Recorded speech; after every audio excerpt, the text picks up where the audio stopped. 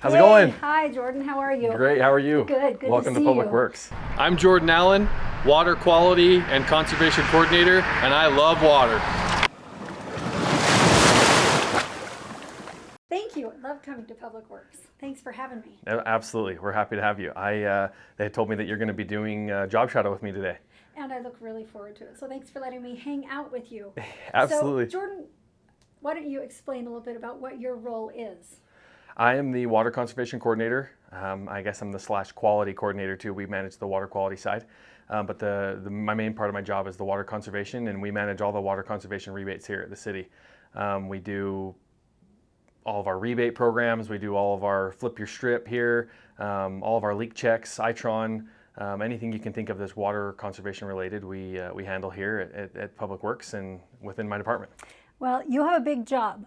I want people to know how proud I am of the water conservation program that we have here in South Jordan. It's quite comprehensive and one of the most advanced programs really in the state. You know, there are a lot of communities that are still emerging with their conservation programs, and we salute that. We're so grateful. Ours has become quite mature, and we've got a pretty robust conservation program, and I'm really proud of that, and I'm hoping that you can share a little bit more about it. There's one thing I'd like to point out I see sitting on your desk. Yep, absolutely. So I'm really proud of this, and thank you for everything that you did to help us earn this. Yep, absolutely. So this is the first ever Water Efficiency Award given by the Governor's Office of Management and Budget. The state of Utah awarded South Jordan the first ever Water Efficiency Award. We're really proud of that. Yeah, it was a group effort for sure. We had we've done a lot of great things here, and like I said, water conservation is important right now, but it was a group effort. Lots of people put a lot of effort into what we do here and managing our programs and getting them so in depth that it really was kind of a team effort on this. So it's nice to get it. Yes, it is. So one of the main parts of our job is taking care of all the rebates that we get come in. Like I said, I mentioned that we have a toilet rebate, we've got a water fixture rebate, we've got the WaterWise plants that's in conjunction with our park strips, as well as the rock and all that stuff. So we have to manage all that. A lot of those rebates come to me, whether it be through the mail or by person, and then I have to go through the applications, make sure that they pass the requirements, and then I get those submitted on the computer, and we get them over to finance, and they get paid. That's great. That's one thing I really hope people maybe learn from this, is that we do have a really great Flip Your Strip program, and they can receive money back, from taking out their grass and adding WaterWise plants, and also that we've changed our ordinance, right? We don't require grass in park strips any longer. This new development going forward is not required to have grass. And it used to be that way. It was that way. It was that way everywhere. But in the drought conditions we're in, we've changed that, and we're really trying to move with the times too. So that's one thing I hope people recognize is that we are even changing our policies so that we can conserve water with all new construction going forward. Yep, we are. And you know what? As we mentioned the park strip program, I actually just got a notification here saying that we have a rock drop that got scheduled. So I don't know if you want to go and test it out. I would love to. Go do a delivery. Let's do it. Awesome. Yeah, so our program's been so successful that they actually moved our rock pile from the rodeo grounds to here. Keeps it cleaner and easier access for us. That's so great. It's been really good. I'm so glad people are taking advantage of it. Yeah, it's awesome. Ty, thanks for getting the truck ready. Hi, Mayor Ramsey. Good to see you. Good to see you. This is Ty. Ty does a lot of the field work for our program for the park strips. He does all the deliveries. He's the one that loads up the truck and gets everything ready and delivers the rock. He does a lot of our drip kit stuff where we go out and explain to people our drip kits. And then Ty does a lot of other things where he helps us out with leaks, and he helps me with a lot of office work that we just went over and a handful of different things. So, well, Ty, thank you for everything that you do. Welcome. A big part of the success of this program and our conservation efforts is due to you. You two both. I know there's a whole team. There's a lot of people working hard, but thank you too for everything that you do.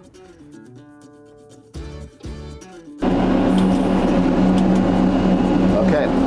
All right, so this drives just like a car in the beginning. We take off the park brake here. Always keep your foot on the brake, and then this will adjust to where you want it. Nice. Forward and reverse. So we're going to put it in forward brake on.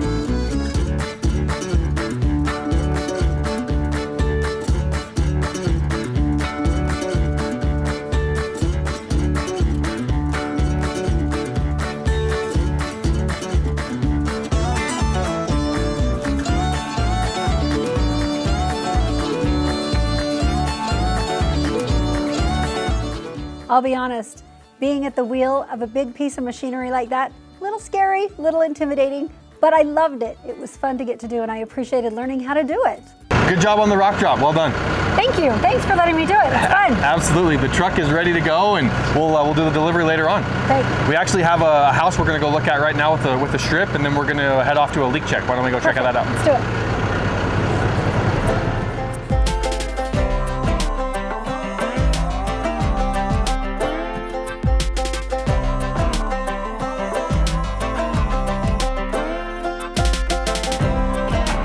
With our Flip Your Strip program, it's kind of like a three-step process. First step is the removal. The removal process is all on the resident. They have to remove it and dispose of the grass and the dirt.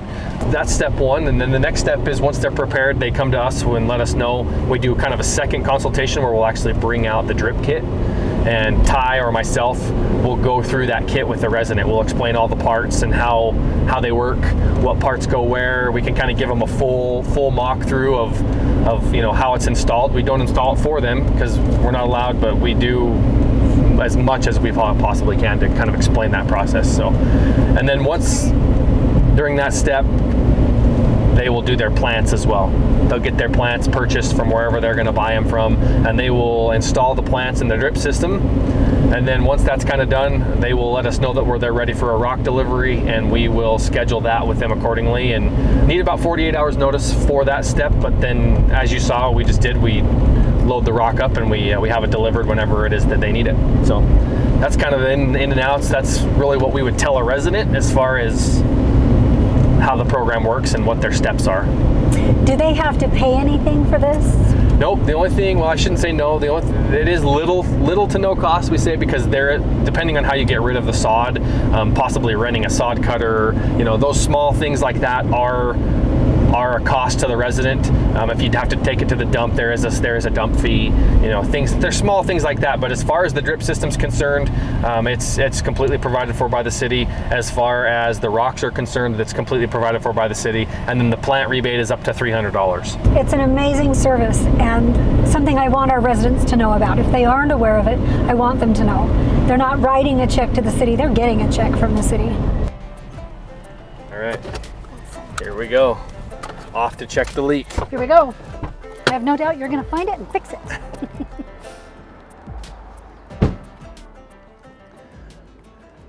So this resident has called, we found out through a Itron notification through our customer portal that this resident has a potential water leak. We're able to pull up the information and see, and then they've also been sent a high notification letter that lets them know that they do have a leak. What constitutes a leak is at least 5 gallons of usage every hour of every day for 3 days. Okay. So once it meets those thresholds, we get the notifications and we get a list, and we try to move through those lists as proficiently as possible. Does someone need to sign up in order to get this information? Yep, absolutely. So they sign up for the customer portal. It can be located on the watersmartsojo.org website where it says water use. There's a tab there they can click on and they can sign up, and they are offered a free $20 credit for doing so. And then they also get to find out if they have any water leaks or anything of that nature. So love that. I would encourage everyone to do it. Yeah, it should be good. It's So let's go over here and take a look and see if we can't Excellent. figure out what's going on. Check. So if you want to come over here, we can open up this water meter here. And inside these barrels, it's a little bit, can be a little dirty, but it's to be expected. So you look down in here, you can see that this water meter is actually spinning. Yes. It's kind of a misconception because people will say, oh, well, my plumber looked, right? And sometimes the water leak is less than this. Sometimes it's a little bit really fine. Okay. That needle will actually pick up that little dial. We call this the leak dial, the star gauge. It will pick up even a drip out of a faucet. It's amazing. So we come and we verify that this is actually leaking. Make sure that there's nothing going on in the meter barrel. If there's some type of water or something in the meter barrel, we'll investigate that as a city side leak. But where this looks like it's pretty good, yes. we will kind of go through the next step. So we'll get the homeowner involved, and we will do an isolation where we'll shut off the main to the home, and then that will tell us if it shuts off. If the meter stops spinning, we've got something going on inside the home. And if the meter keeps spinning when the house is shut off, we know it's, it's somewhere between the house and out here, and we'll kind of continue that investigation. So that's awesome. Why don't we go and you want to go in and check the main valve? And we'll actually come over here to the meter and we'll make sure that it stops, see if it stops spinning after we we kind of keep an eye on this, and like I said, once that valve is shut off, if this stops, then we know we can go inside and help that resident hopefully maybe locate if it's on a toilet. Common places are water softeners, water heaters, things like that. We try to do our best to do as much troubleshooting as we can to keep a resident from having to hire a plumber, so they know exactly what they're working with. So helpful. Thank you. Yeah. That really is an example of the level of service that we strive to provide here in South Jordan, and I just appreciate it. I know our residents do. We're happy. We're happy to do it. So this, he shut that water off now. You can see the leak is still spinning, right? The meter is still going. So now we'll move to the next most common place, which, as I said, is the stop and waste. We've got the key on here ready to go. So why don't we come over here and take a look at this? Put your key down in the ground, and automatically you can hear that water running. Can you hear the water sound? Yes. So what we do is we kind of like to call this is what we call singing. So we check for a leak when we lets us know if a valve is singing. So we'll put our ear on it, and you'll be. Okay, yeah, I can clearly hear the water running, yes. Right? And this, we don't really need to put our ear on this one. You can hear it pretty good. Right. So another way that you can check is by pulling out. If you put this key down in the hole and you pull this out and there's ever water on it, if you can see how there's water, looks like there's water built up. There should never really be any water in these. So we will, this is another indication that could potentially be our problem. So we'll shut this off. We'll make sure the resident knows that we're turning this off. Get on there, and then we will shut this off just like that. Great. And then we'll go back and we'll check the meter and we'll make sure that this was our problem, and if not, we'll continue investigating. Okay, should we see? Yep. Okay, looks like it's spinning just a little bit, so I'm gonna go and just make sure we're good here, make sure we're tight. I'll open it back up and close it, and then I'll have you check down and see if make sure that meter stopped. Okay. Okay, there we go. Nice and tight. And it's stopped. We're good. Nice. So that's a really great way we're able to, eliminate this water leak by fixing the stop and waste. Like I said, this is something a homeowner can do on their own. They can check for this kind of stuff. And if not, the city's more than happy to come out and assist with it. One of the other programs that we offer after, all the leak checks and all the rebates is our water audit program. We're gonna walk in here and check out this the sprinkler clock. But really what we do is it allows us to come in and go through the sprinkler clock of a resident, and we're able to give them recommendations on their watering. We can set their schedules for kind of what we think, and through our training, through our qualified water efficient landscaping training that Ty and I have both taken, we can go through the clock and we can help them make the correct adjustments, especially with the governor and the state recommending, certain types of watering right now. This is a great program. And then we also, as you saw, we were out there, in the yard, we also do sprinkler adjustments. We can help people adjust their sprinklers, and we'll run through an actual, all their cycles, and we can see what areas are maybe dying and how we can better efficiently water those areas instead of just putting more water on them, right? So these are all things that we're able to do. And again, we can just kind of go through these clocks and see, kind of the things that they're doing good and things that we can recommend to do better, and so on and so forth. So it's an impressive service. I don't think people realize that if you come out to do a water audit and you find like a broken sprinkler head or something, most of the time you'll have the parts with you and try to just replace it so that the homeowner isn't just left with, hey, you got a broken sprinkler head, now you got to deal with it, right? Yep. We do keep certain parts on our trucks, like you said. It is really nice and helpful just to be able to replace a sprinkler head or a nozzle or whatever it is that they need without having to take the extra time. When we're there, we can just hurry up and throw it in. So it's great. This is an awesome program. I am so grateful I had the chance to spend the day with Jordan and his team. We are doing great things here in South Jordan City to try to conserve water and to try to make it easier for all of the residents to conserve water. And I'm very proud of the programs that we offer. A lot of people have worked for a lot of years to put this together and make it as comprehensive as it is.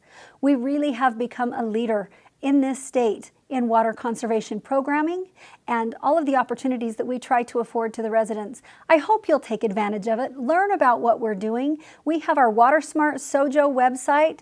It's outstanding. We are working closely with other communities and with the state to do our part to try to help get us through the drought we are currently experiencing, and to have vision, to work long range, to ensure that we have the water resources available that we need well into the future.